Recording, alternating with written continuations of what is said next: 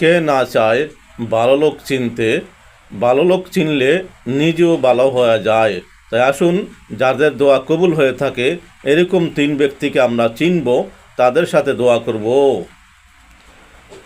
1 number, ফরজ সালাত আদায়কারীর দোয়া আল্লাহ তাআলা কবুল করে থাকেন।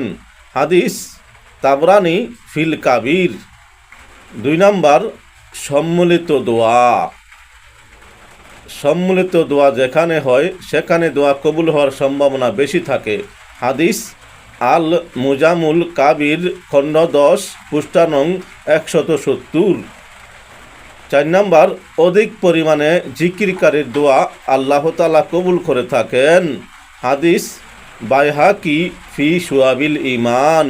তাই আসুন আমরা এসব লোকদের সাথে দোয়া করি, নিজের দোয়া কবুল হওয়ার সম্ভাবনা দ্বারে নিয়ে যাই।